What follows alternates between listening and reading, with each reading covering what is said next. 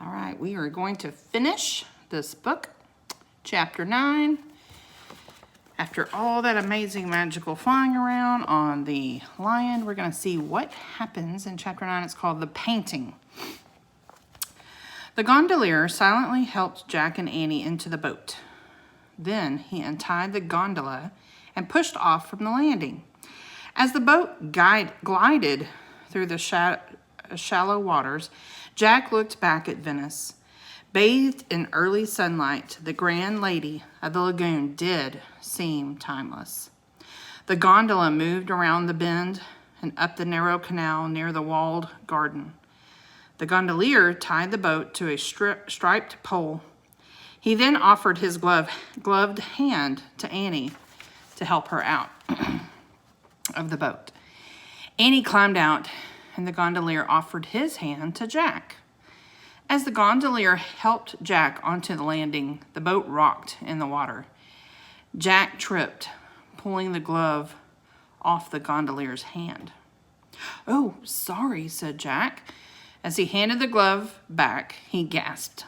On the gondolier's fingers was a pale blue glass ring. Before Jack could say anything, the gondolier pulled his glove back on and pushed the boat away from the landing. Hey, Jack sputtered. "Teddy? Kathleen? Wait, come back." Neither of the masked people looked back at Jack and Annie. "Teddy and Kathleen, where?" said Annie. His glove, it came off. There was a blue glass ring on his finger," said Jack. And here's a picture. Do you think that's Teddy and Kathleen on the boat? They were helping them after all, watching over them. Jack and Annie watched the gondola disappear into a blaze of sunlight, shining on the water. Had it just glided around the bend, or had it vanished altogether?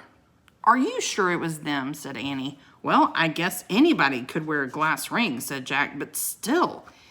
"Maybe Morgan and Merlin told them to watch over us," said Annie. "Yeah, to make sure we'd be safe," said Jack. "And be patient and follow instructions," said Annie. "Right," said Jack. "Well, Venice wasn't destroyed by a flood, so I guess we passed our first test." "I think we did," said Annie. With Lorenzo's canvas tucked under his arm, Jack led the way into the walled garden. Annie followed him to the rope ladder. When they climbed into the treehouse, Jack pulled Merlin's letter from his backpack. He unfolded it and pointed to the words Frog Creek. "I wish we could go there," he said. "Goodbye, grand lady of the lagoon," said Annie. The wind started to blow. The treehouse started to spin. It spun faster and faster. Then everything was still. Absolutely still. Oh, sorry, I'm trying not to sneeze. A nippy wind rustled the Frog Creek trees. Jack and Annie were wearing their jeans and jackets again. It was dawn. Annie sighed.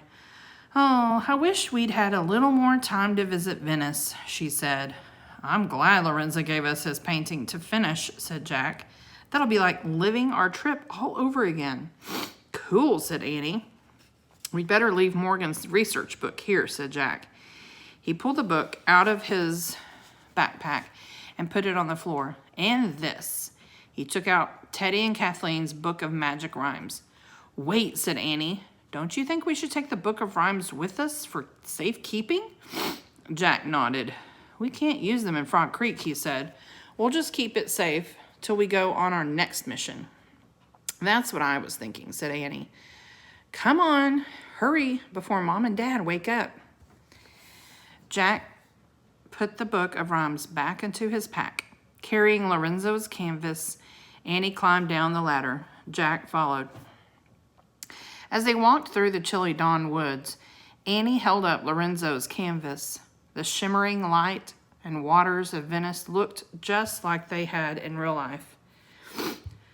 "So what should we put in our paintings?" she asked. "Gondolas, of course," said Jack, "with people in costumes." "Wearing black capes and bird masks," said Annie, "and fancy dresses and wigs." And we could paint the clock tower in the background, said Jack, with the 2 men striking the bell. And the watchtower, too, said Annie, with the gold angel on top. And the ruler's palace, said Jack. And the old man and Rosa walking along the canal, said Annie. And, of course, Lorenzo. And the lion flying across the sky, said Jack. And Neptune's spear across the sky, said Jack. And Neptune's spear rising out of the water, with Neptune himself peeking out, said Annie. We'll show just the top of his head and his mysterious eyes. That's a lot of stuff for one painting, said Jack. We didn't even put ourselves in yet, said Annie. We'll paint ourselves on the back of the lion, said Jack, wearing our clown suits and red slippers. Yeah, with huge smiles on our faces, said Annie, like we were thinking, wow, wow, wow, Jack laughed. A chilly dawn breeze swept through the bare trees. The bells of a Frog Creek church began to chime. Jack and Annie took off, running for home.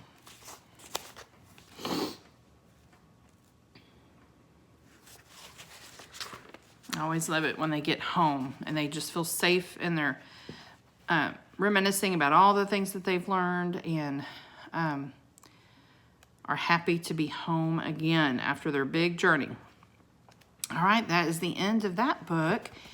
So our next book, just so you know, so you can plan ahead, is book number 34. Now remember, Mary Pope Osborne kind of changed up the way she numbers her books. So this might be a different number if you buy it brand new. But if you buy the used version, it's number 34. But it's called Season of the Sandstorms. So this will be the next book that we read next week, starting next week. Okay?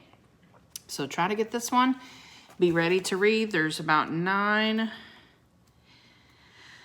maybe 10 chapters. Let me look at the table of contents. So we'll be able to finish this one in a week. Yep, 10 chapters. Okay, so get ready to read this one, and we will see you next week. Glad you are reading with me. Bye-bye.